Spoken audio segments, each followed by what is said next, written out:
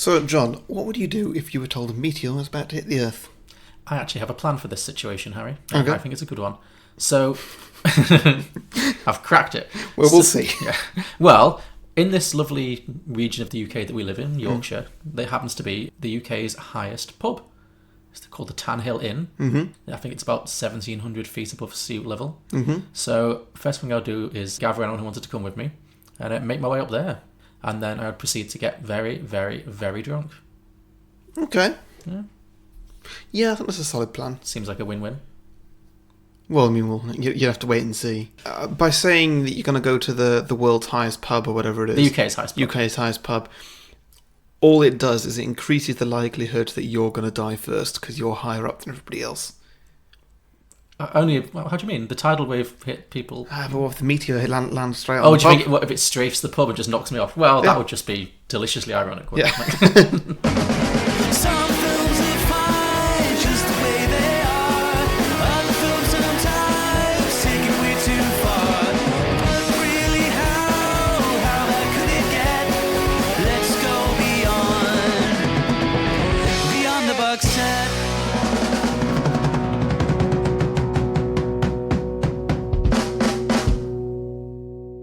Welcome everybody to Beyond the Box Set, the podcast where we pitch prequels, sequels and spin-offs to films that don't have any. I'm Harry, joining me as always is John. Hello. And it's disaster movie season, It so is. let's pick this disaster of a movie apart. Mm-hmm. Deep Impact. Deep Impact, yes. Your choice, John. It was, because I feel like we needed to do a classic disaster movie. I mean, in many ways, Geostorm and Knowing are classics in a certain way, but they're both kind of pretty much bad movies. I think it's fair to say. They're not the highest quality. I mean, this movie, Deep Impact... Oh, it's not a perfect movie. Far from a perfect movie. But it's a movie with an element of quality. Definitely, yeah. There is... And because of its age and its scale, Yeah. at the time at least, it's definitely a classic. I would say so. I think it's got certain... There's certain things about it that make it a classic. It's somewhat stood the test of time, I think. So I thought it'd be interesting to talk about it, compare it to the films we've done so far, and just see how we felt. I've got to say, special effects in this film, considering it's 98, it's actually pretty damn good. Mostly holds up. There's a couple of iffy moments, which I'm sure we'll talk about. But on the whole, yes, I think it holds up pretty well. Probably because it doesn't use too much. I think it's not like a Michael Bay. Obviously, this came out the same year as Armageddon. That's one of the most famous things about it. I've not rewatched Armageddon recently, so I can't say if the visuals hold up as well on that. But I would imagine that's a lot more like explosion and special effects driven because it's Michael Bay. Yeah, well, actually, there's not such a great amount of it in that.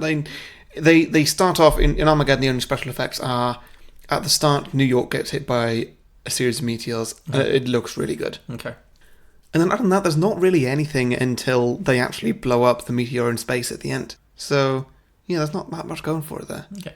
But I think this film... Oh no, wait, that's the one where Paris gets destroyed. That's a pretty good effect. Okay. Yeah, Paris goes. Okay. I love your simmering resentment towards Paris. It's a nice sort of thread. You really just hate the French. But yeah, I think this, for Deep Impact, I do think it's not really about the disaster element as much. Well, no, it is, but it's not about the special effects. It's not a special effects driven movie. I think it's much more of a character driven movie, which is kind of where I like it, because sometimes I get bored with movies that are just all special effects. Yeah, on the whole, I had some reservations. I'd forgotten how bleak this film is. It's very depressing. I think because you've recently watched Chernobyl and you've been talking about that a lot, and so there's been kind of a lot of kind of noise around, natural disasters and apocalyptic kind of stuff. And I guess we are doing this whole season, but like, I don't know, I was watching this, I was like, God, this is so depressing. I don't really have the emotional bandwidth for this right now. Like, it gave me real like Titanic vibes. Yeah, it did. It's basically the second half of Titanic on a bigger scale in many ways. Yeah, it is, because Titanic's very character-driven as well. But it is, yes. In a different way. I think it's the same. It spends the first half establishing characters, and the second half dealing with the fallout of... Killing them. Killing them, basically, yes. Killing them and putting them in a situation where they know they're going to die, or they know they're likely to die, and they're having to kind of confront it. Yeah. So, yeah, kind of a bleak watch. Not like in a really, really unpleasant way. I mean, what did you think? I know you've seen it before because you've done it on your other podcast, right? Yeah, we did it on Two Geeks, Two Movies, obviously comparing it to Armageddon. So many similarities. They do have the exact same plot in many ways. Yeah, things like, we're going to land on a meteor and drill some nukes into it and blow it up. Yeah. Oh, it didn't work first time or whatever, so now we've got to sacrifice ourselves. Yeah, it's insane. Do you know that obviously they can't have known when they were in production that they were going to have 2 movies come out literally within months of each other with the same plot. In the speech Morgan Freeman gives, I think the first one when he announces to the world what's going on, originally in that speech there was a line that was supposed to be in the trailer, and the line was, "This is not Armageddon." And then obviously when they realised they had to cut that line from the whole film because it would have been far too on the nose. Yeah. Yeah. So yeah, I don't know if that's true or not, but it's on IMDb and I liked it. So. Yeah, nice. A little over a year ago, 2 American astronomers, Marcus Wolf and Leo Biederman, working on a mountaintop in Arizona, saw something Nobody say in the anything. night sky that caused them great concern. A comet. But the comet was, well, there was a remote possibility that the comet was on a path that could bring it into direct contact with the Earth. Now, we get hit all the time by rocks and meteors, some of them the size of cars, some no bigger than your hand. But the comet we discovered is the size of New York City, from the north side of Central Park to the Battery, about 7 miles long. Put another way, this comet is larger than Mount Everest. It weighs... Okay, well, before we start talking pitching our sequel ideas, John, do you want to do a plot summary? Sure, yeah. So Deep Impact, kind of a ensemble film. It's not got 1 star. No. I would also say not a lot of stars, period. It's got a few people in this who I'm like, is this somebody I should know? Like, should I know who this is? Yeah. Like, pretty much the main woman, whatever her name Tea is. Leoni. Yeah. Taylor, yeah. And her parents. Everybody seems to have just a kind of a grandeur of like, yes, I've been in many a film and everybody knows me. Yeah, no, I would argue that the biggest stars in this film probably are Robert Duvall, who's the older space captain guy, and Vanessa Redgrave, who plays the mom. Okay. Although she's got a tiny part in this, but she has like 6 Oscar nominations, and she's a legend of British cinema. Surely Morgan Freeman's the biggest guy in this. Was he? Oh, actually, no, that's fair. Okay, you're right. Morgan Freeman. He was surely big at this point. No, he was. Yeah. Okay, he was the biggest star, and then, but yeah, it's a lot of people who are like a lot of the older people are the big stars. The younger cast, you know, Elijah Wood. This is pre-Lord of the Rings, so he was I guess known. one of his first movies, really. Yeah, I think he'd done like Flipper or something. I don't know. Okay, yeah. And Tea Leoni did bits and bobs. Never really became a huge star. And who else is it? Like, She's so boring in this. I've never seen anybody more uncharismatic. I do not enjoy her as an actress. I was going to say, yeah, I don't like her very much, to be honest. I get that she was supposed to be playing a part where, like, she's unhappy with, you know, her parents and stuff, and, you know, she's found out this horrible news that the world's going to end, and she's, for a while, the only person who seems to know it, and it's just... I get that, but also, like, come on, give me something to work with here. No, I agree. I completely agree with you. I just wasn't rooting for her at all. I find, I don't mean to be too harsh on her, but I find that she has 2 modes as an actress. She is either super boring, like she is in this, just really stiff and wooden, or she is incredibly annoying. She is in Jurassic Park 3. Oh, well, I don't even like those movies anyway. No, so no, yeah, sure. I'm sure you'll never see it. It's the worst one. I mean, I've not rewatched it in a long time, so I don't know how it compares That's to... the worst one of a franchise that I already don't like. Yeah, no. She plays like a mother who loses her son on Jurassic Park Island thing. It is easily in my top 5 most annoying performances I've ever seen. Yeah. She is just so shrill and irritating and screamy for the whole film, and it's just... You are willing the dinosaurs to eat her. And spoiler alert, they never do. It's very frustrating. So yeah, and she's been in other things. She's in Spanglish, which is a terrible movie that she's not very good in. I just whatever her appeal is, I don't get it. I don't think I think she's a real weak link in this, because she's like supposed to be your emotional way in. And you're right, she's just... She's the one who brings a few plots together. Yeah, absolutely. Like she's kind of the central thread. She's you could argue she's the lead, but... Yeah, she's dull. And when she's supposed to be a newsreader, I was watching her doing the news. I was like, you're not good at this. No, she's awful. You're so stiff and wooden. You're not the one people are going to want to tune in for. There's a reason you've not made it this far. Yeah. She also has a really weird habit of talking out the side of her mouth like this, which really distracted me. It was just strange. Yeah. I would agree. She was definitely the weak link in this film, unfortunately. She would have been fine for a newsreader if everybody else was dead. Yeah. Like she's the last resort. Like. Yeah, because the way that she was, like, she, you know, when she's reading out that facts and actually gets to the end and she's like, and that's it. There's no more. There's nothing more in the facts or anything. There's no more for me to say. Yeah. It's like, yeah, okay, but like, say something else. Talk. You're a newscaster. Just keep talking until you're told not to. And no.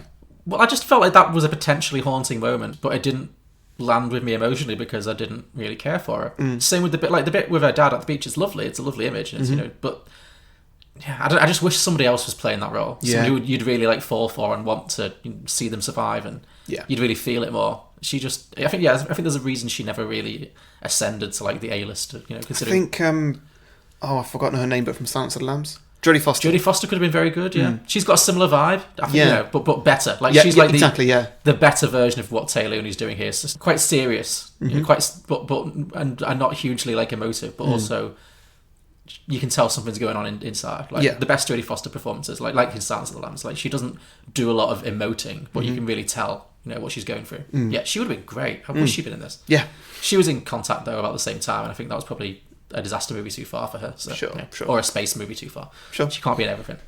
And this film was directed by Mimi Leder, so it's a rare example of a big blockbuster action movie directed by a woman, which I think you can really tell, actually. I could really tell because, I think as it tells a slightly more personal story, it's not just, hey, look how big of an explosion I can make. But also, this film passes the Bechdel test with flying colours. I didn't even notice. Yeah, it really does. You know the Bechdel test is, right? Yeah. It's where two women will talk about...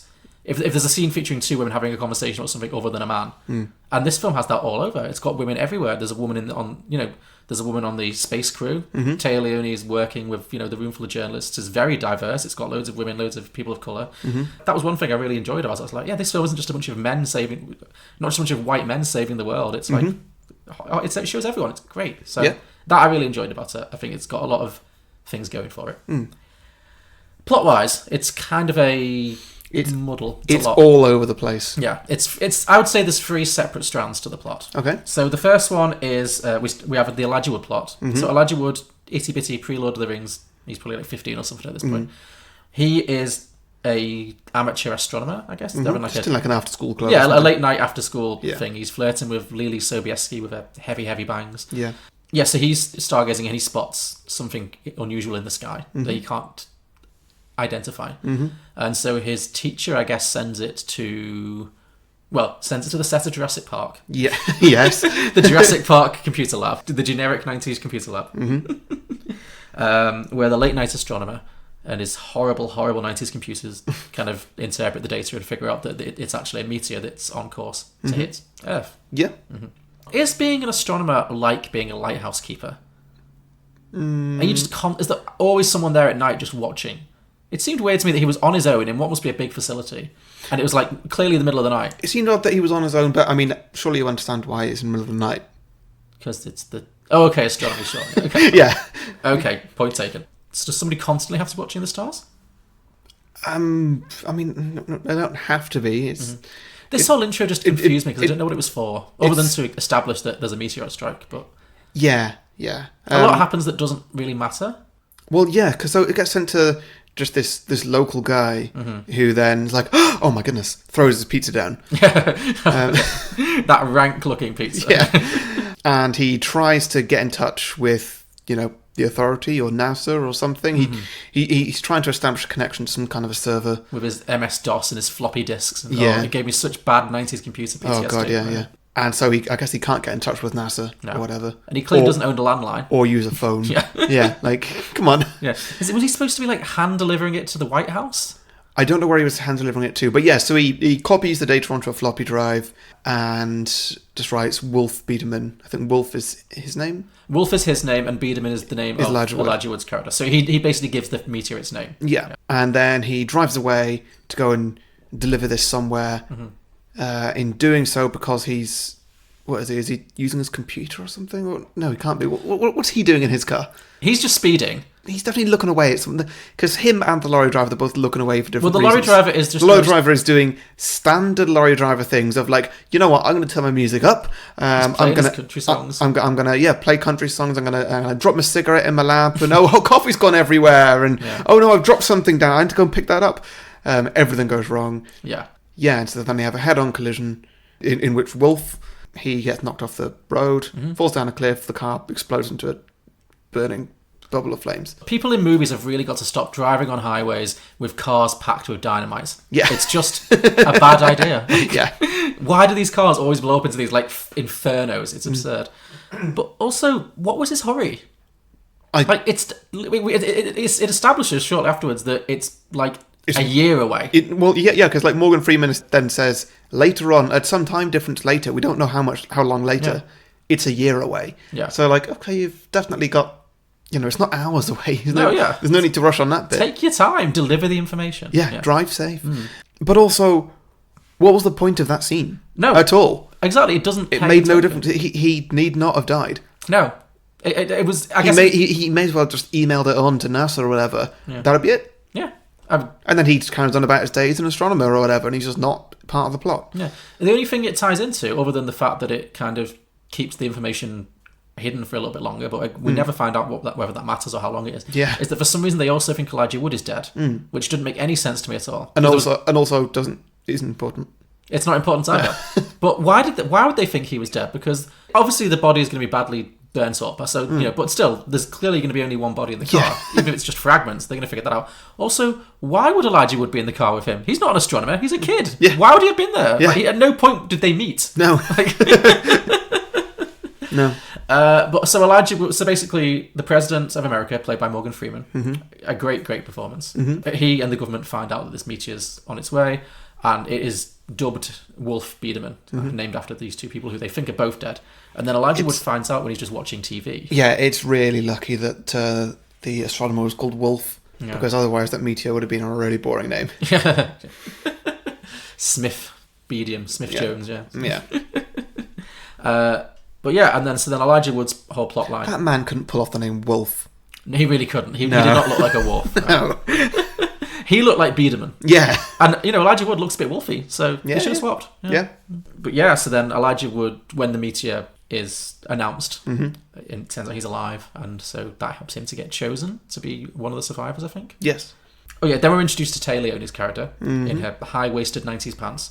She is an ambitious young journalist. They're working for MSNBC, which apparently they used because CNN didn't want to be in the movie. This movie is all about MSNBC. So that logo is everywhere. It really is. And she's investigating a potential political scandal involving what she thinks is a high-ranking member of Morgan Freeman's government having an affair with a woman. So like a fairly standard political scandal, nothing out of the ordinary. Yeah. She tracks the politician down. James Cromwell? It's James Cromwell, yes. Yeah. From Babe and other things. 6 feet under, lots of good things. And he's like quite high build on the cast for this, but he has a very small part. Literally has one scene. Yeah, so she confronts him, and she's got a source that's claiming that he's having an affair with a woman called Elle. Ellie. That's it. He's supposed to be having an affair with a woman called Ellie. So she confronts him about this, and he kind of says, "Congratulations, you've got the biggest story of all time." And it turns out that Ellie is not a woman that James Cromwell's having an affair with. It's a code name for ELE, which is an extinction level event, which they've been hiding for best part of a year, is it? Something like that, yeah. Yeah, the government has been hiding this while they make preparations to avoid the planet going into a panic. But now Tea Leoni's accidentally figured it out. Although she hasn't figured it out. No, she hasn't. He just kind of... She really hasn't. She really hasn't figured anything out. No. She's kind of figured out the cover story. Yes. That's it. And I think she's also figured out that is a cover story for something. Yeah. But it's funny, Morgan Freeman at no point asks her, how much do you know? It's like, he's not doing a good job of hiding this at all. No, he's not. Basically, once he finds out that she knows that Ellie is a thing, he just makes it really obvious that, like, I think he just says, "Oh, you found out about ELE," and then obviously she twigs that it's not a woman's name, and then she Googles or whatever the 1990s horrible equivalent of Google I looked. It was actually an MSNBC server, so I guess it's just looking through their own encyclopedia, pretty much. Oh, okay, fine, sure. More branding, wow. Yeah. God, it was so ugly. It was horrible. I do not miss those times. No. I wonder if Siri can get it. Siri, what's ELE? Well, you've not heard me, Siri. Siri, what is ELE? Ooh, a computer markup language. Okay, well, Siri can't get this. Okay, so good, clearly we've progressed in nowhere as a species. No, if she used Siri, we'd all be doomed. Okay, fine. He's invented a new programming series? What a scandal. So she does some Googling and figures out that an ELE is an extinction level event, which is that this meteor is headed for Earth. And the president's plan, which he then unveils to the public, because Tea Leoni's kind of accidentally forced his hand, is that they have been working with the Russians to put a crew together that are going to travel to the meteor, drill into it, and attempt to destroy it from within with a nuke, basically. Just pack it full of nukes, blow it up, and thereby save humanity. That's the plan. Now, if this comet continues on its path around the sun and keeps its present course, sometime on August 16th, roughly a year from now, there's a chance that we might have impact. So for the past 8 months, the United States and Russia have been building the largest spaceship ever constructed. It's being built in orbit around the Earth, and we call it the Messiah. And right now, a team of American astronauts and one Russian are at Cape Canaveral in Florida. In 2 months, they will leave on the shuttle Atlantis to board the Messiah. This is the crew that will stop the comet. That's when it kind of splits into the 3 different stories that kind of just exist separately. So Tea Leoni's story after that is that she's estranged from her father, who's left her mother. Her mum played by Vanessa Redgrave. The dad played by Maximilian Schell. Why is he German? I don't And know. why Because Maximilian Schell is German. Yeah, well, no, fine, yeah. But, like, why is the character German? Why is he so strongly German? I guess Maximilian Schell couldn't be bothered to change his accent. And Tea Leoni is just not even slightly. No, it was weird. It's like heavily German accented dad, British grand dame mum, is American. Yeah. There's no correlation whatsoever between those 3. It's crazy. No. But she's basically, for the rest of the film, she basically acts as our exposition dump. Because she got the scoop, she is then Promoted, essentially. quite significantly. She is now the anchor of NBC. Yes. So basically, she's there for the story, as well as her just personal issues with her dad. She's there just basically telling the audience via the medium of a news report what shit's going down, basically. Yeah. So that's what she's there for. And then there's also the space crew, led by Robert Duvall as the obligatory old vet, just pulled out of retirement for one last mission. Yes, though he's not the captain. He's not the captain, no. Which seems odd, but sure. What purpose was he serving?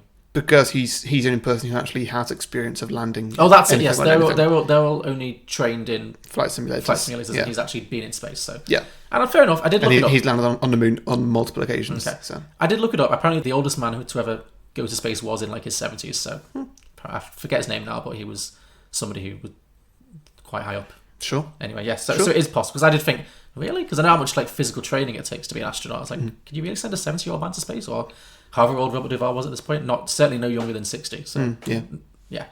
Anyway, he's 87 now, I think. Yes, he is. So probably he would have been probably 67ish then. Yeah. So, and all the others kind of resent him. God, that man's old. He is very, very old. And it's not just he's old; he looks really old. Oh yeah, well, we saw him last in Widows, didn't we? And in that he's like, what, 120? Yeah, he looked like he was barely holding on. Yeah. I mean, not many people look good at 87, so no. Fair play to him for still being... I didn't say he wasn't looking good. Yeah. Sure. I'm just saying he looks old. He does. Yeah, well, he is old. He's doing all his own breathing. Good for him. So yeah, there was resenting a little bit because he's a bit paternalistic, and they don't think that someone that old, I guess, should be on the mission. Pretty much. Anyway, they all go up to space to do this mission where they have to drill into the meteor, so we get a lot of good like comet action where they land on the comet and they drill down, and obviously it all goes a bit wrong, and then the blonde guy goes blind. He accidentally doesn't pull his visor down in time, so he's blinded by the light of the sun without an atmosphere to protect him. Yes. I much preferred the drilling scenes in this compared to Armageddon, because Armageddon, just kind of the second half of the film was like, we're drilling. That's the story, we're drilling. This one was very much just like, yeah, we drilled. It mostly worked. Yeah. No, I thought that they moved along at a nice clip. They didn't linger too much on various ways in which they tried to stop the meteor, because they all ultimately fail. Spoiler alert. Well, until the very end, obviously. Yeah. But they just they move it along quite nicely. It's a good action scene, So yeah, the guy gets blinded. Jon Favreau gets George Clooney'd into space, blasted off, and the rest of them do manage to get off the comet. But when the comet explodes, it doesn't destroy it; it just splits into two. So now Earth's going to get hit by two comets: a small one called Biedermann, which is named after Elijah Wood, and a large one named Wolf, named after the dead guy. Yeah. So yeah, now President Freeman has to announce, sadly, the mission has failed, and so there's now going to be a lottery system to try and preserve the planet, because when the first meteor hits, it's going to cause like a devastating tidal wave. It's going to wipe out millions of people, destroy cities, etc. But it's not extinction level. Yeah. The second one is much bigger. That will land shortly afterwards, presumably, and that will literally wipe out everyone. It will cause like within a month, they said, like, all the dust and they'll block out the sun. It'll block out the sun. All plant life will be dead in a month. All human life and animal life will be dead in 6 weeks or something. So it's a proper extinction level event. Yeah. So they are trying to avert it with a second batch of nukes, which never works, and it never seems like it's going to work. It just seems like they need to think like they're doing something.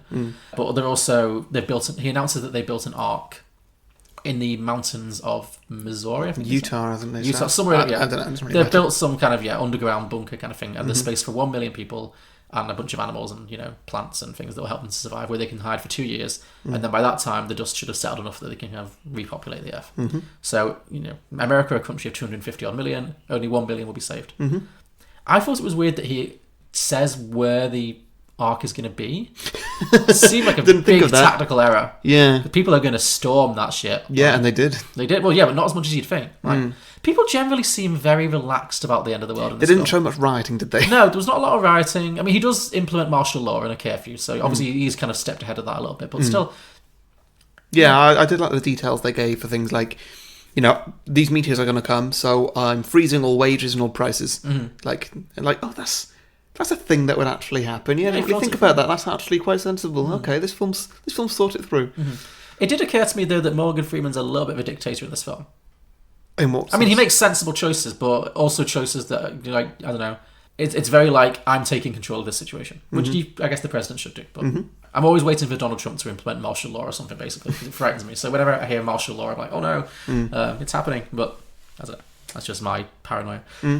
Anyway, so the lottery happens, and Tea Leoni is chosen, because the world needs bad journalists, apparently. Yeah. And Elijah Wood is chosen. The list of kind of people that were being taken in was a little off. How so? Well, it said things like, teachers, doctors, nurses, Sure. stuff. Soldiers, even, like, okay, yeah, I get that. Yeah, sure. Artists? The world needs artists. Really? Harry. Yes. Really? Is that actually the priority? Well, if you're going to save 1 million people, Yeah, well, yeah, you need that's everything. You need books. You need intellect. You can't just have people who are just pure science minds.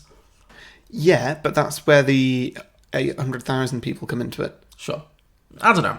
Maybe they just wanted the world's greatest minds to survive, Yeah, perhaps. I mean, did they really need to save the elephants? No. I didn't see the point. Like, I love an elephant, but, that's space for at least 4 extra people. That's a good point. That's a good point. But, well, I guess that's maybe where he needed to just be a dictator and just be like, yeah, we're actually going to save all the animals, and I'm making that decision, and that's final. Yeah. As opposed to leaving it to committee and then just being like, well, is that morally right or not? And, if we already struggle, we could probably, squeeze up and have 2 people per bed and, really Sure, yeah. save as many people as possible, but yeah. He really wants those elephants. I guess, yeah. I did like also how it was literally just taking 2 of each animal. Yeah, it really was the ark. Yeah, like quite literally. And I just thinking like, well, there's surely space for more than 2 of each animal, because I tell you what, all those animals are going to have kids in the next 2 years. Yes. Probably multiple so. And also to repopulate a species, you probably want more than 2 animals. Yeah, you're going to inbreed the fuck out of them. Yeah, so just get a zoo. Yeah, sure. Maybe we only saw them in 2s, but I don't know. Yeah, I know what you mean. Yeah, that's the point. Some animals breed a lot faster than others. Like, how are they going to, like, breed elephants underground for 2 years? I don't know. That seems insane. Yeah. Do you reckon they had, like, pandas as well? I don't know. I mean, are there that many pandas in America? Maybe they just sort of left that to China. Sure, yeah. Seals? Seal, maybe. Killer whales, they've got, like, a big tank. I don't know. Maybe. Well, I wonder what ocean life. What happened to ocean life? Nothing good. A meteor lands in the middle of the ocean. Yeah, but not the whole ocean. That's only like the I would have liked if, when the tidal wave comes up, the first thing that happens is you see a blue whale smash into a skyscraper. Just like to the side, just like. That's the sort of thing you get these days. Yeah. That's the kind of thing that a Michael Bay version would do, maybe. Well, I know he doesn't in Armageddon, but maybe. Yeah. And anyway, regardless, it does turn out that nobody over 50 is going to get in. So it's only again good sensible decision. Yeah, hard decision, but a little harsh but sensible. Sure. Yeah. If you're talking repopulating the planet, then yeah, that makes sense. So yeah, how old was Morgan Freeman supposed to be? Oh, clearly in his late. I think when you're the president, clearly you got a certain. Okay, like is he pulling a Boris Johnson here right now? Like he's 49 and 11 months right now. Yeah, sure. I mean, that's as good as Morgan Freeman looks. That's a rough 49. I feel like Morgan Freeman's looked about 60 for the best part of 40 years. Yeah, I think he's like 82 now or something. Like. Yeah. Let's see. Morgan Freeman, 1937. What does that mean? He would have been 62. Okay, yeah. So yeah, he was clearly older than 50. But Yeah. obviously the President of the United States is always going to have a space on the Ark. That's just the way the world works. Yeah. So, yeah. Well, to be fair, actually, maybe as part of the 200,000 that over 50 rule didn't quite apply. That's a good point. A lot of the artists and scientists will probably... Fuck the artists. Scientists and stuff, yeah, okay. Some of the best writers are, middle-aged, older people. Yeah, sure. Maybe they'll get lucky and get in the lottery. No, they're not in the lottery because they're over 50. Oh, right. Yeah. Oh, well, screw them. Well, they're not going to help repopulate the planet. What are they going to do? Write books? Yes! Books never save lives. Harry, there's no TV. People are going to get very bored down there in the Ark. They're going to need books. They can make TV. Public access television in a bunker. Yeah. So, yeah, Elijah Wood gets shortlisted for the list as well. So he gets chosen to survive when he gets to take his family with him. Mm-hmm. And he's in love with Lily Sobieski, the utterly generic 90s girlfriend from every movie from that period. Yeah. Anyway, so he gets selected, and he basically forces Lily Sobieski to marry him. Yeah, I mean, forces is a strong word. Well, it's here. basically marry me or die.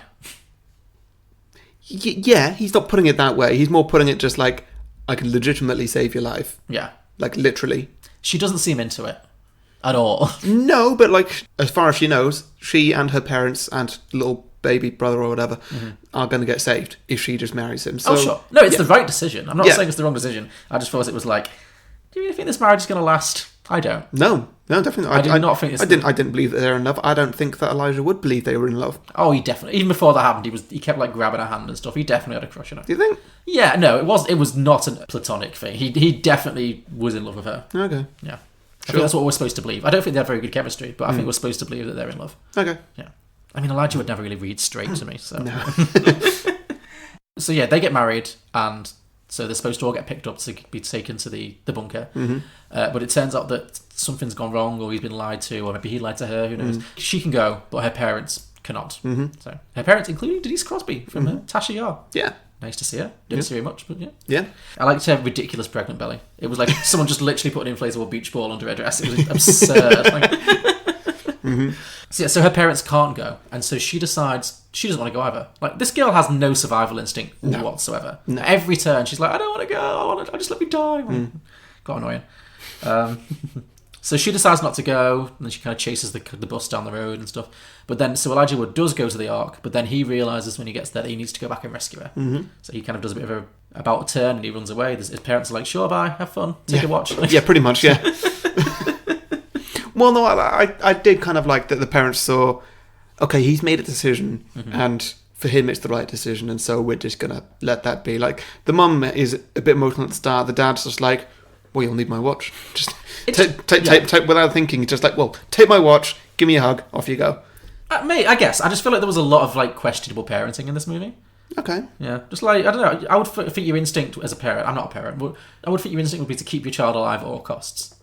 Yeah. They seem to very quickly... I mean, they must know that he's basically signing his own death sentence.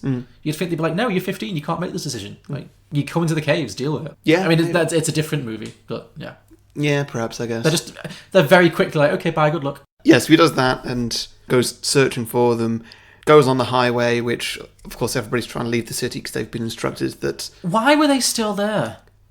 Still, what do you mean still in there? The city. They've had a year. Why are they still 6 miles from the ocean? Because nobody knew where the meteor was going to land.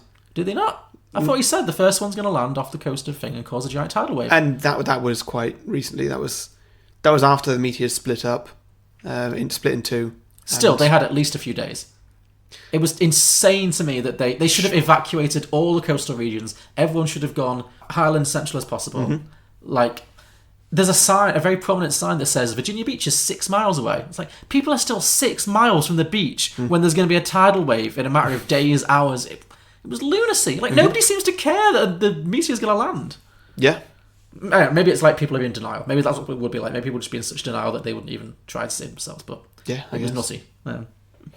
Yeah, and so they're all stuck on the highway because traffic has got ground to a standstill. Yep. But he can weave in and out, thankfully. Yes, because he's on a motorbike. No one else thought of this, did they? No, they really didn't. It's really odd. And people have packed crazily.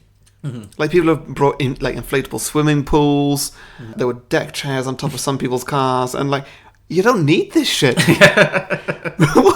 What do you need an inflatable swimming pool for? Well, it's going to be a lot more water. True, yeah. I would have loved if they'd just seen, like, one character, like, staring at the tidal wave and just putting on, like, a rubber ring or something. Yeah. Like, Yeah, that would have been good. Some like children's armbands or something, inflatable armbands. Like. Just imagine somebody just standing, staring at it, look at it, just hold their breath. Yeah. Well, anyway, the comet does hit, and then the tidal wave happens. He's on the freeway. Eventually, he finds them. Yeah. Which is a miracle. Oh, yeah. Total movie. Yeah, movie magic. That's fine. I don't mind it. Would never have happened like that. Given that he goes past them and then she shouts like a minute later. Yeah. Because he's now stuck in traffic or whatever. It's odd. Mm-hmm. Yes, we finds them, runs towards her, they have a little hug, and then the parents come, and the parents have, without even talking about it, have already made a decision, and it's just, girl, whatever your name is, you get on the bike with Elijah Wood, here, put this thing on, strap your brother to yourself, and just go and survive. See, they made good parenting decisions. Yeah, and that was easily the most emotional part of the film. Oh, absolutely, I agree. I thought they were better parents. I thought originally when she says, I don't want to go, I want to stay with you, when he is on the bus, again, they should have been like, get on the fucking bus and take your brother. Yeah. But they redeemed themselves in my eyes at this point, because they made smart, selfless parenting choice. Go, save yourself, save the kid. That was a good scene. Yeah, and so they did that, and Elijah Wood just drives off into the wildlife and just gets to high ground. Yeah. While the parents, so they just stand back and they're just having a little sort of look into each other's eyes. It was that was a really nice scene. I thought Denise Crosby acted it really well. Like when she's looking and she's crying because she's just seen her children for the last time, but then she's also kind of happy and relieved because they've got a chance. And it was a really nice scene. I enjoyed that. Those little human moments made the film good. And I liked that those two particularly were just, they completely accepted what was going to happen when everybody else around them was running away from the wave. Yeah. I liked that. It was just like, yes, this is sensible and emotional and great. Yeah. Elijah Wood manages to get to high ground. Well, they scramble up the mountain. Yeah, it was fun to watch Elijah Wood climb a mountain again. He getting his training in for it. Well, they're running up the mountain, which is conveniently located very near to the beach, which I don't think happens very often in nature, with a very obviously fake baby. Yeah, I didn't really notice. Oh god, there were some moments when it was like, that is clearly a doll. Like, it was stiff as a board. But anyway, they get to the top, and that's the last you see of them, isn't it? They just kind of look into the... Yeah, sort of looking into the sky. Yeah. But we've skipped ahead a little bit there now. Yeah. So, Tea Leoni's back to Tea Leoni's story. So she has also been chosen for the Ark, but she stays to the very last minute to broadcast the last news, and then she's going to get picked up by a helicopter to be taken to safety. She's got a frenemy at work. Like sometimes there seems to be a friend, her boss maybe, but it seems like they're a bit competitive. But her friend has a young daughter. She doesn't get chosen, so she's just in the skyscraper, just like waiting to die with her daughter. And Tea Leoni has like a moment of realization. She grabs the kid. It looks like she's stealing the kid, and then she runs up to the helicopter, and then she says, "You're taking my place." Yeah. And then so she gives up her space to this other woman. The other woman is just like, bye. Yeah. There is no moment of hesitation. No like, thank you. No like, are you sure? Just, bye, bitch. Like, Yep. Does not look around. I was like, good for you.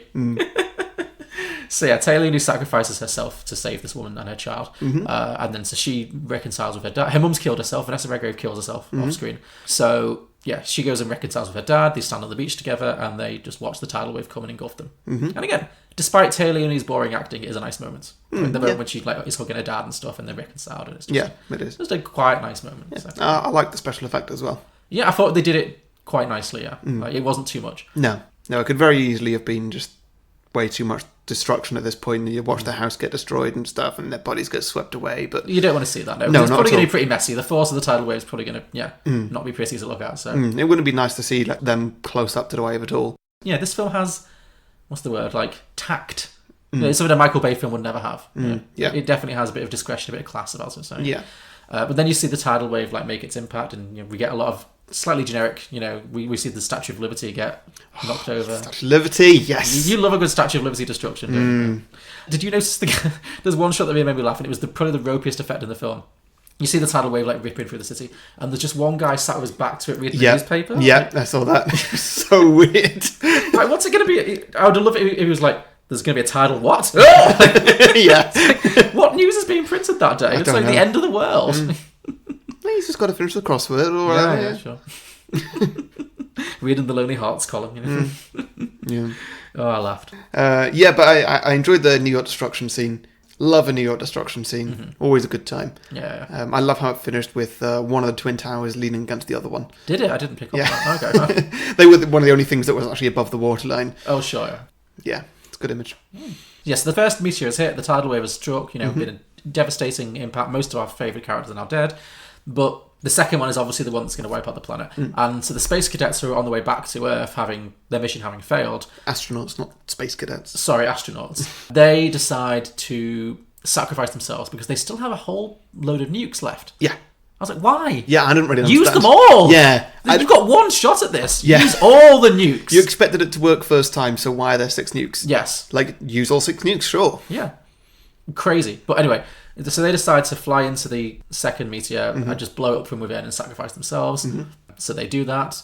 Before they do that, they have a video conference call with all of their various loved ones. So, you know, you get all the wives and the children and the main one is the blind guy, I guess. The blind guy gets to... It's another really emotional scene. Oh yeah, when he's blind, so he can't see because his wife is pregnant, right? When they set off, and now the son's like looks about 2.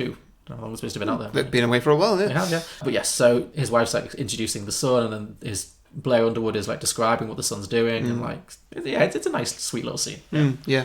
And then they sacrifice themselves, but they save the world because the asteroid explodes. Yes. And so the world is very damaged, but saved ultimately. Yeah. And I mean, as far as we know, it's mainly the east coast of America that's damaged. they also said a lot of Europe was wiped out. Yeah. I mean, it totally would be quite destructive to the vast majority of Europe, a lot of Africa, just anywhere in the Atlantic. Yes. Yes, so that ends with Morgan Freeman giving a good old presidential speech. It's actually a very good monologue. Oceans rise, cities fall, but hope survives. Yeah, it's very much like, we will rebuild. This is not Armageddon. This is not Armageddon. Yeah. We will rebuild. And and then the movie ends. Yeah. And that's Deep Impact. Yeah. It was a good one. I enjoyed this. I think, I don't often say this, I think it should have been longer. Oh, really? I think one problem I have with this film is that you don't really care about the characters as much as you could because you don't really learn a lot about them. Because Titanic's 3 hours, it really spends time building up the characters so you care. Mostly Kate and Jack, but you know. Yeah, I don't know. I feel like a lot of the characters don't get enough screen time for you to really be that interested in whether they live or die. So I think it could have done with just a little bit more character building. 'Cause I don't think any of the characters are that interesting. You care about them because of the scenarios they put in. Like, you know, you're like, oh, that's a sad thing with the... You know, of course, it's a guy never meeting his son, but then being blind and hearing his son's voice for moments where he dies that's an emotional... You know, that's for Heartstone, not to be moved by that. But you don't really get enough of that character to really care, you know. Yeah, I feel like that's a problem with this film a little bit, is that it spreads itself just a touch too thin. Yeah. No, that's true. But it's decent. I think it's a good horror film. I think it's a good disaster film. I like the fact that it's very human-driven, you know, it's very character-driven. It's not all about the special effects. No, it's thoughtful and probably quite realistic in many ways in terms of how people would react to that kind of thing. So, no, I enjoyed rewatching it. I think it stands up. I think it stands the test of time very well. Definitely it does. Yeah. Cities fall, but they are rebuilt. And heroes die, but they are remembered. We honor them with every brick we lay, with every field we sow, with every child we comfort, and then teach to rejoice in what we have been re-given. Our planet, our home. All right, so what drinking games have you got then? Okay, my first drinking game is a very obvious one. Drink for dated tech. Yeah, it's my first. Yeah. Oh, it was ugly. It was Yeah. so aggressively ugly. So many big windows and all that MS-DOS and it's horrible. Floppy disks, Floppy bad search engines, a lot of adverts as well. Yeah, a lot of weird pop-ups. Yeah. Speaking of, drink for product placement. Oh yes, there was some good old product placement in this. My favourite was when the generic trucker who runs the wolf off the road reaches down for an energy drink and it completely just cuts to like just his hand very slowly grasping the energy drink. It was like, wow, okay. Yeah. What else did you notice? MSNBC obviously is everywhere. MSNBC big time, Big, they made a lot on this, yeah. Yeah, I think there are a few things in Times Square, probably, Coke and stuff. Sure, yeah. It's an action movie, it's the 90s, there's going to be some product placement. Okay, here's one. Drink for weird names. Like? A lot of the characters had strange names. So Robert Duvall's character is called Spurgeon Tanner. Yeah, that one is That's a weird not a name. person's name. And then also the blind guy's called Oren Monash. Oren Monash. Yeah, it's like they just dropped a few Scrabble tiles and went, "Oh, that'll do." Yeah. Yeah, so I just noticed everyone in this film seems to have like strange names. Yeah, I did notice James Cromwell is Alan Rittenhouse. Alan Rittenhouse, wow. Which initially I read as Alan Rittenhout, which also somewhat true. That applies, yeah. Yeah. I guess similar to that is drink anytime anybody says Biederman. Yes, that's a good one. Yeah. Because obviously it's the name of the meteor and Elijah Wood, so yeah. You hear it a lot, yeah. That's going to haunt him. Yeah, He's named after the thing that killed like millions and millions of people. Drink for newsroom drama.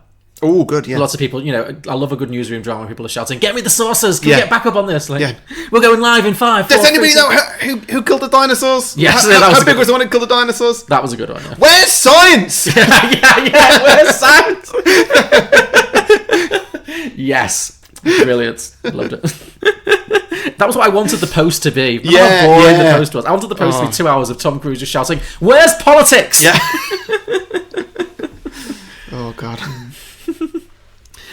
So drink whenever the president addresses the nation. Oh, that's good. Yeah, good. I liked his address, especially the one where he's just like, it's just a hard cut to "our nukes have failed." Yeah, because of that bit you don't see the nukes like taking off or detonating or anything. It's just like, yeah, we're going to do that. Oh, they failed. Yeah, I loved that. I like that they didn't linger on it too much. It was like, they're trying, it's not going to work. Yeah, so they failed, so now we've got the thing. Because also his costume just gets more and more informal. That's what I was going to say. He just stops giving a shit. He starts off in like a fancy 3-piece suit, as would be, and then, next one is buttons undone or something, and then by then he's just in like shorts and t-shirt, flip-flops. It's I love it if the last one was just him like in his underwear, just chugging a beer, just like, fuck it, we're doomed.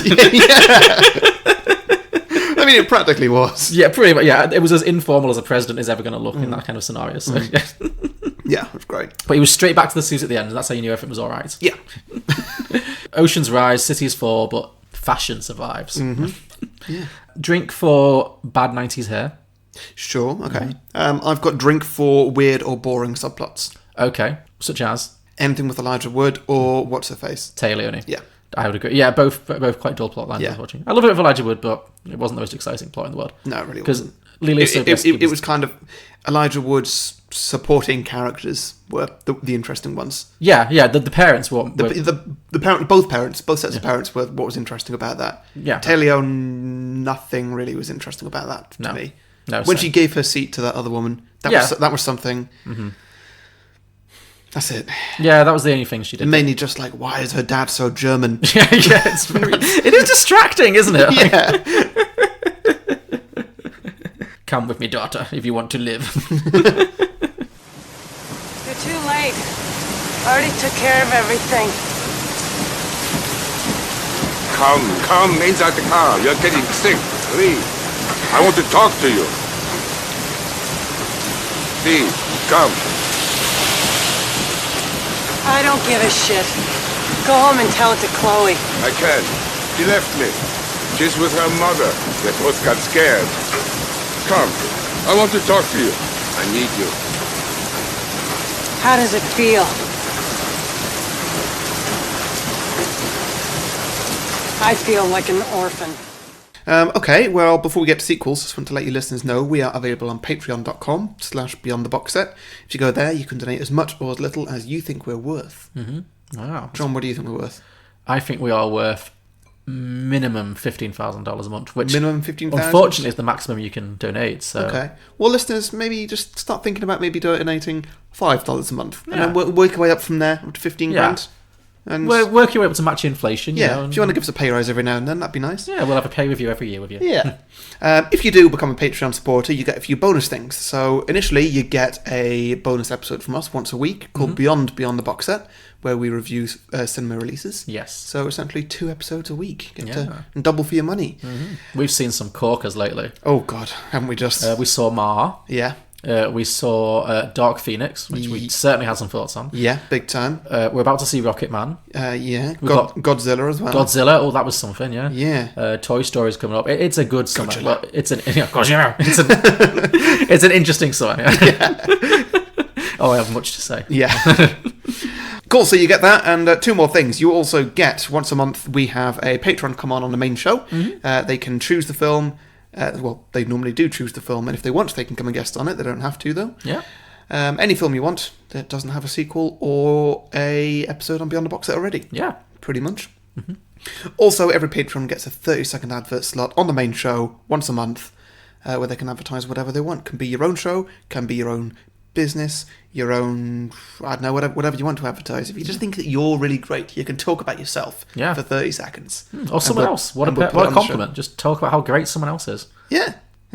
In that spirit, this week I'm going to promote, for the 30-second ad slot, one of our patrons, Daniel Tickner, one of our long-term patrons, a lovely guy. He has a podcast called Aussie Nerd Podcast. So you can find his podcast by searching Aussie Nerd on iTunes and most other podcasting apps.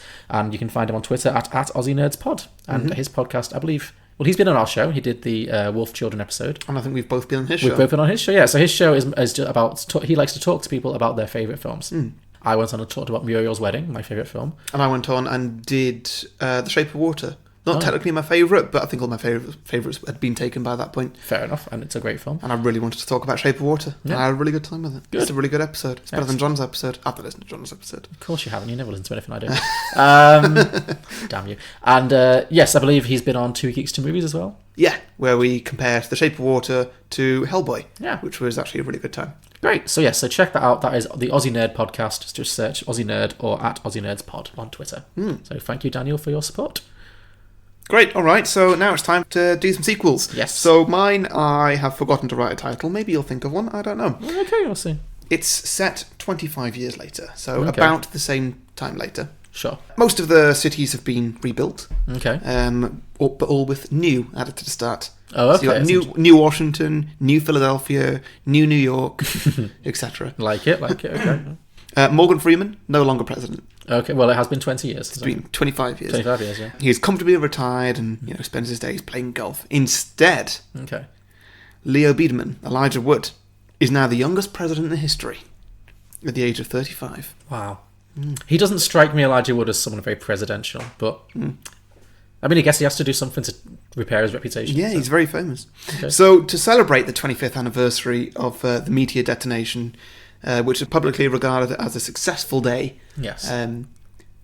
Mainly by Leo Biederman. He refuses to acknowledge the smaller meteor, which never happened. Yeah. No. Yeah, President Biederman has now ordered a show of force from NASA to show that they are ready should a similar situation arise. Okay.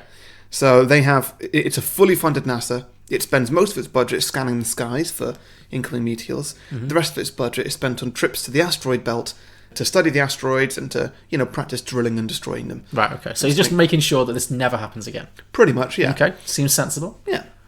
Did he just run on an anti-meteor ticket as president? I guess, yeah.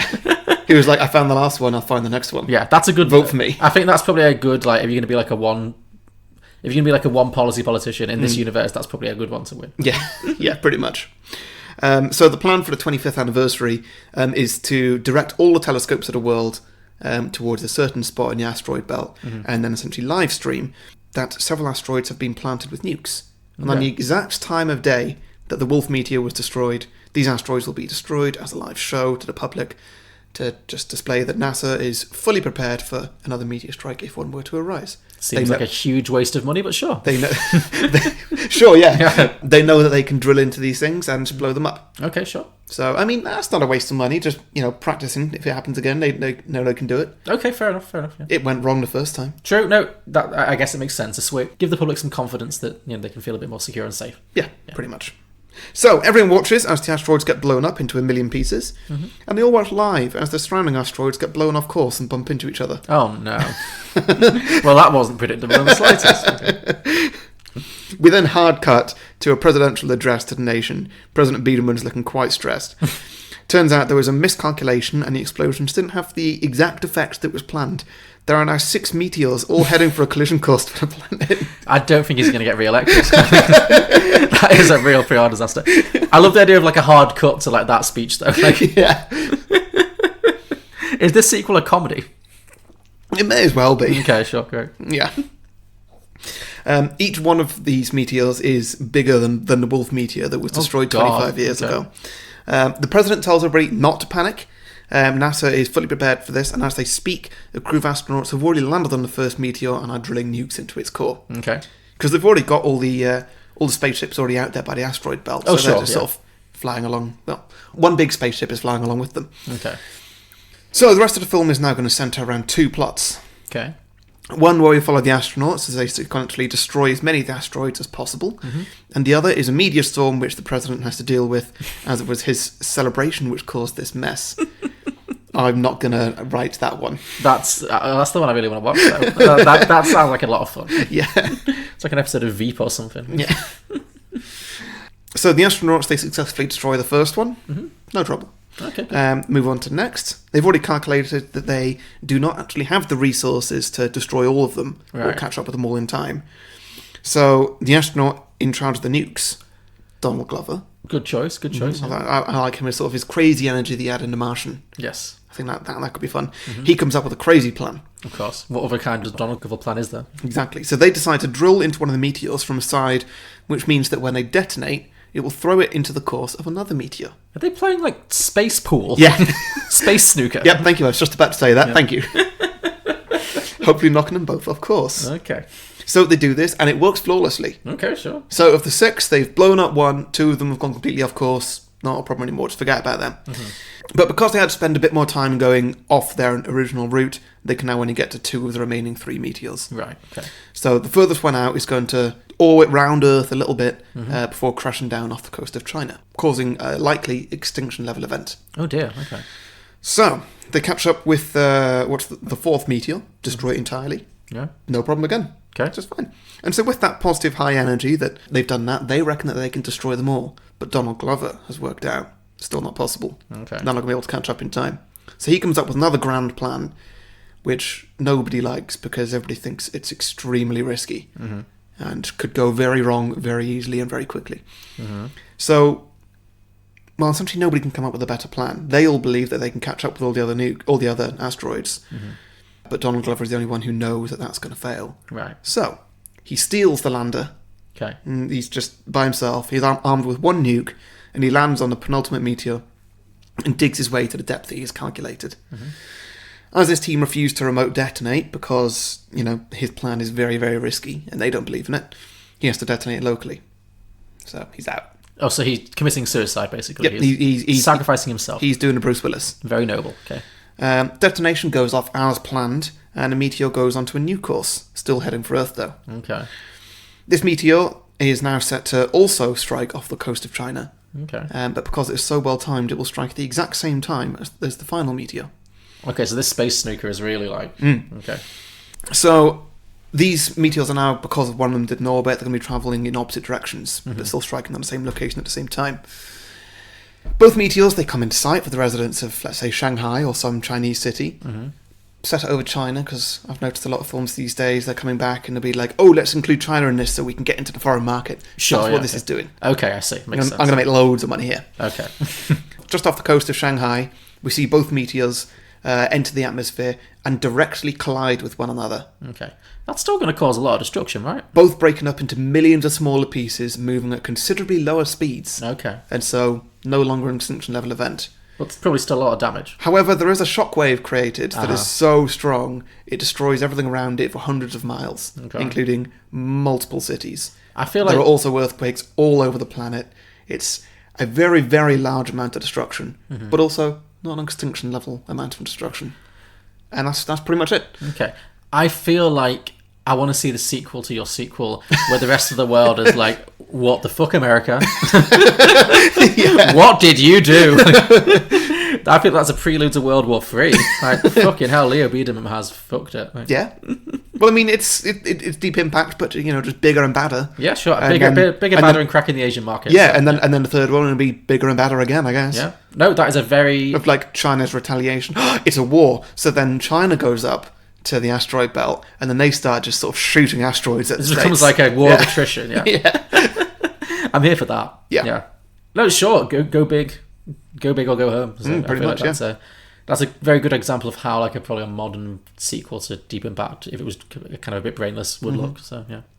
Yeah, that's what I've got there. I've not got a title for it. Ooh, could it be Deep Impact 2 Space Snooker or something? Or Spaceballs. Spaceballs, yeah. There we go. Deep Impact 2, Spaceballs. Yes. Yeah.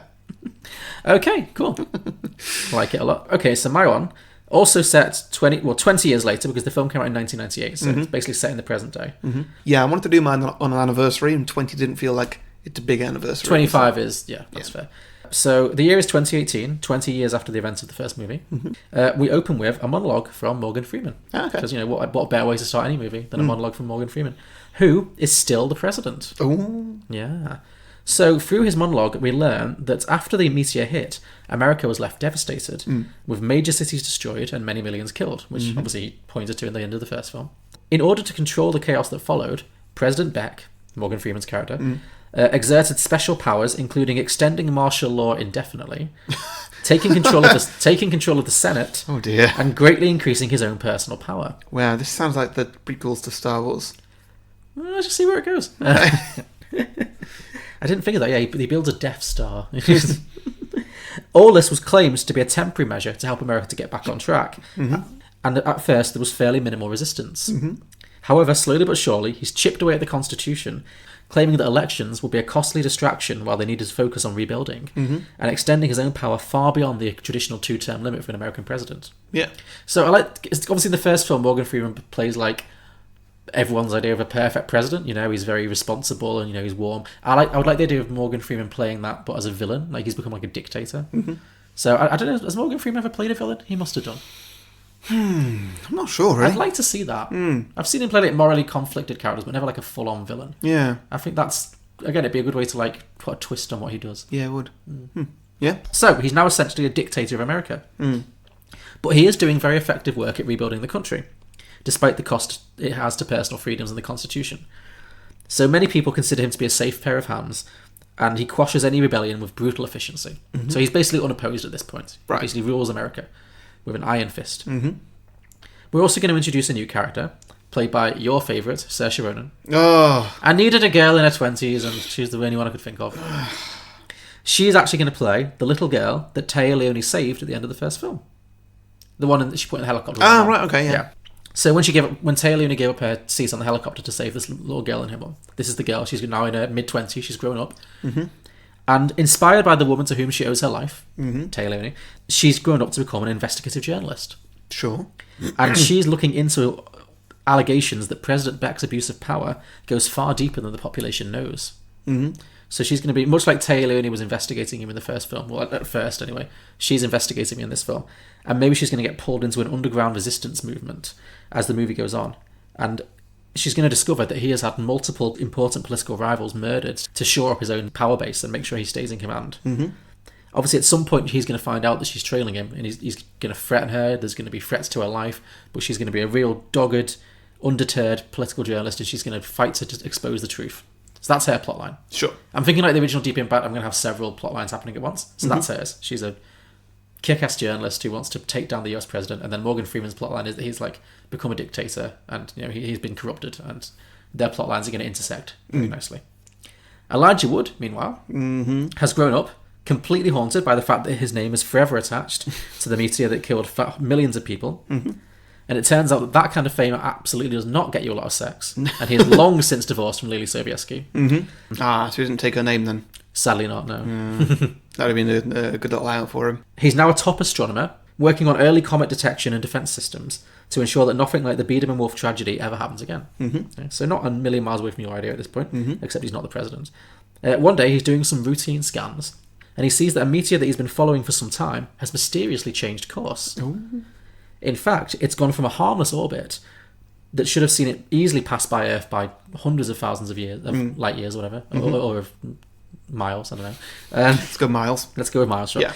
To a direct and devastating collision course. Damn. And this should be scientifically impossible. So he's very confused. That a meteor should just change course out of nowhere. He's like, there's no reason for this to happen. I don't understand. So he doesn't believe what he's seeing at first, but the scans confirm it. Earth is heading for another disaster.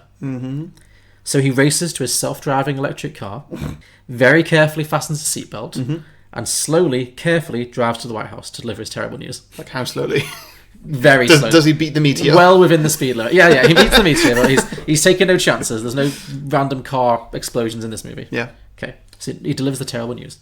Obviously, so he still didn't do it like by email or something? No. He still has to do it by hand, but he's careful with it. So, okay, sure. Obviously, well, maybe, the first Deep Impact wiped out the whole internet, so maybe they've not really rebuilt Permanently? Permanently, yeah. Okay. They've not rebuilt. I don't know. Reasons. So the president's obviously not thrilled with this news, but he immediately starts putting an action plan together to send a new team into space. And Leo Biederman, Elijah Wood, is actually going to head that team. Makes sense. Yeah. As he has done extensive research on the most effective ways to destroy comets. To make sure that nothing like the first instance can happen again. Yeah.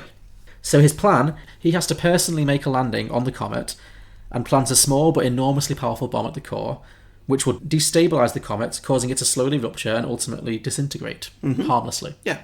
So that's the plan. So he puts together an away team to go into space with him, and this team includes Captain Cam Samji, played by Sean Astin. Sure. First Mate Brandy Book, played by Dominic Monaghan. Harry's taking a drink. Ensign Tuck, played by Billy Boyd. Chief Weapons Officer Gimli, played by Jonathan Rhys-Meyers. That's not even subtle. Not even trying. I ran out of thoughts halfway through. Navigator Leo Golas, played by Orlando Bloom. Engineer A.D. Gorn, played by Viggo Mortensen. And Wizard, played by Gandalf. Don't spoil it. Obligatory Russian Boris Omir, played by Sean Bean. And flamboyant retired systems analyst Gareth Gray, played by Ian McKellen. They nickname themselves the Fellowship, and the bomb is, of course, called Codename Precious. After a number of misadventures, they make it to the surface of the comet, where Boris Omir is immediately killed by space debris. Great. While most of the crew stay on the ship to make preparations, Elijah Wood has to make the journey to the drill point, accompanied by Captain Gamgee. As they travel, they uncover several signs that seem to point to human habitation on the comet, which they're very confused by. All right. When they reach the drill point, they're even more surprised to see that somebody appears to have beaten them to it, because there's already signs that somebody has drilled down to the core of this meteor. So they do some investigating, and Elijah Wood has a horrifying revelation. Somebody has deliberately drilled into this meteor and unleashed a smaller, but still powerful explosion to knock it onto a collision course with Earth. So they're baffled, but time is running out to complete the mission. So they make their way down to the core and prepare to plant the Precious, when suddenly a mysterious figure leaps out of the shadows and attacks them. Any guesses? Andy Serkis. It's not Andy Serkis, it's not Gollum. It is, in fact, Jon Favreau. Okay, sure. Yeah. Yeah, I was planning on putting him into my sequel. He was going to be the thing that knocks the asteroids onto course. He was going to be the bowling ball? Yeah, pretty much. I mean, I know he's gained some weight, but like... Yeah, no, I couldn't make it work. Well, Like, he was going to, like, knock a nuke off course or something, and it was all going to happen like that, but nah. well, his body floating through space was going to it was going to bounce off. Yeah. Oh, that's funny. Okay. So my version turns out after he got blasted into space in the first film, he was able to grab onto a piece of debris and crash land on a neighbouring comet. Okay.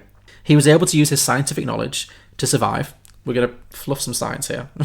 Sure we are. Yeah. But he was stranded for 20 years on this comet, during which time the isolation drove him completely mad. He became so filled with resentment that he developed a makeshift nuclear weapon to blast the comet out of orbit. Makeshift nuclear weapon. Hey, he found a way. Okay. To blast the comet out of orbit and destroy the Earth as vengeance to all those who abandoned him all those years ago. So they fight and they get into a big fist fight. Ultimately, Jon Favreau is pushed into the core, clutching Codename Precious, which is then detonated, killing him instantly, and causing the comet to begin breaking apart. Sure. Sam and Frodo, because let's stop pretending it's anything else, scramble back to the surface, where it appears that all hope is lost. They share a homoerotic final moment, which is rudely interrupted when the rest of the crew fly down at the last moment to save their lives, resulting in a joyous but slightly uncomfortable trip home. Back on Earth, Leo Biederman is hailed a hero, and his name is now associated with saving the world rather than destroying it. Sure. And the journalist girl exposes Morgan Freeman, he's arrested, and delivers the final monologue of the movie from jail. Because I kind of didn't really figure out a way out of that plotline. So. Sure, yeah. No, that works. Yeah, and that is the end of Deep Impact 2, Deeper Underground. Nice, yeah. Good title as well. Thank you, yeah. Very good. Okay, Yeah. should we do some submissions? Let's do it, yeah. Lovely. Okay, so Sebastian Davis says, despite thinking it's an amazing film, brackets, and the idea of the lottery system and leaving your friends and family breaking my 9-year-old heart, the best idea I could think of is a sequel of how the world reacted to what was essentially the end of the world. Now, yeah, I quite like that. People being like, hey, Morgan Freeman, you told us it's going to be the end of the world, and you spent all that money on those caves and stuff, and that was all essentially a waste of money. It wasn't the end of the world. Like, we're unhappy with you. I'd like to see that sort of story. Absolutely. He's going to have some questions to answer, yeah. Definitely, yeah. Grant Weaving says deeper impact.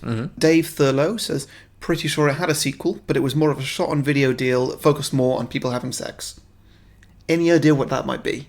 Does he just mean it's a porn? I don't know. Deep impact, deep something. It sounds like he means some kind of amateur porn. Yeah. I'm not too sure. No, sure. Jason J. Delange, great name, says too deep, too impact. Yes, classic. Morgan Freeman, I think this is another plot of Too Fast and Furious. Morgan Freeman isn't in this one, and Elijah Wood travels to Miami due to being a wanted criminal. He meets up with an old flame, and together they get caught up in a dangerous game of cat and mouse with a powerful drug lord. Sounds like an interesting film. Yeah, sounds like a hit film. Sounds like not a sequel to this. Massive franchise potential, yeah. Christopher John Downey says, peep impact. Aliens watch from space as shit goes down. Actual line of dialogue. Does Frodo think a bike is faster than a tsunami? Yeah, and that's all I've got. So what have you got? Okay, cool. I have some as well. Drew Miller said, the deepest impact. Everyone left topside during the first impact gets real shitty about not winning that survival lottery. So, yeah, similar to the submission you had. Rob Farnham said, Lily Sobieski divorces Elijah Wood and goes on to lead her best life. Yeah. Yeah, cool. Daniel Cheng said, Deep Impact 2, US refugees invade Canada and Mexico. I guess there will be a lot of refugees. You know? Yeah, totally. Jed Jong said, only Gerard Butler can save President Morgan Freeman in Deep Impact 2, Meteor Has Fallen. Oh. Is that a good Actually, one? no, that's pretty good, yeah. Never mind. I was thinking, Gerard Butler, not Geostorm, not again. No, that's good, yeah. Jeremy Kloss said, the child of the meteor is here and it wants revenge. Specifically, it's aiming to destroy all the schools that were named after the shuttle crew that killed its parent. Lewis Michael Powell said, Shallow Impact, a prequel. Yeah. John Combs said, the part of the asteroid that missed the Earth the first time round has come back for more, because that's how orbits work. Sure. But luckily, it's 120 years later, and humanity has already wiped itself out. It's a very short movie. Vanessa Riley said, Impact Deep. This time, the Earth is heading for an asteroid, and the alien inhabitants have to scramble for survival. Oh, interesting. Okay. Yes. I mean, it makes no scientific sense, but yeah, sure. Sure, yeah, I'm liking it. Ashley Warren just said, I used to love this movie, and I thought it was so romantic when they got married. Cool. Yeah. Great. Just wondering, is there sarcasm there? Or? No, I think she means it. Jacob Adams said, Deeper Impact, Hot Date. Yes. Again, I think we're going for some kind of porn thing. Yeah. Deep Impact? I guess. Scott Hillman has a real idea. President Beck looks after his largely destroyed world 4 years after the events of the original film. He's up for re-election, but with the country mostly wiped out, and martial law in effect, and the markets all centralised, he's worried that he's accidentally become a dictator. This is made worse when a new politician emerges who plans to charge him with war crimes as soon as he leaves office. The administration pressures him to shut this guy up, but the president wonders if maybe he might have a point. Maybe for the good of civilization, the second Deep Impact should be on his legacy. Ooh. It's good. Ooh. So it's about Morgan Freeman. So it's not like mine, Morgan Freeman's a dictator, but in this one he's like morally conflicted about it. Should he step down and sacrifice himself? Yeah. Like it. Interesting, yeah. And finally, at Aussie Nerds Pod says, there is another asteroid, and in order to stop it, they hire Bruce Willis and some drillers to blow it up. Yeah. Whatever. Sounds familiar, yeah. Cool, so those are our sequels for Deep Impact. If you have any sequel ideas for Deep Impact or any films we've done in the past, please let us know. We are Beyond the Box Set. You can find us at beyondtheboxset.com. Our podcast is available on all good podcasting platforms, including iTunes, Stitcher, Spotify, Google Podcasts. You name it, we're on it. If we're not on it, let us know. We will get on it. And Harry, next week, we are having another Patreon episode. Oh, yeah. Oh, wow. We are, yes. Fantastic. Yes, so a recent addition to our Patreon crew, a lovely man named Chris Scott from the Ask Karen podcast, is going to be joining us. We asked him to bring a disaster movie, and I'm pleased to tell you, he's picked a corker. We're doing our second trip to the extensive disaster movie catalogue of one Nicolas Cage. Oh, great. And we're going to be watching... See, his disaster movie catalogue is great because he's got disaster movies and disaster movies. Yes, and some might say this is somewhat... Bit of both. Bit of both, yeah. So, yep, we are going to be doing a little movie called Left Behind. Oh, dear goodness. We have history with this movie, me and Harry. We've seen it. And I think there'll be much to discuss. Yeah. I may have seen this twice. Really? I know you watched it with me one time. Yeah. I may have done. I'm not too sure. Well, third time's the charm. I'm sure it'll pick up even more with each viewing. Yeah. I know my parents have watched it. I'm entirely unsurprised. Yes, they had a very good time with it. I'm sure they did. Yeah, that makes absolute sense. Yeah. Okay, cool. So join us next week for Left Behind. Great. Thank you, everybody. See you Thanks a later. lot. See you later. Bye. Bye.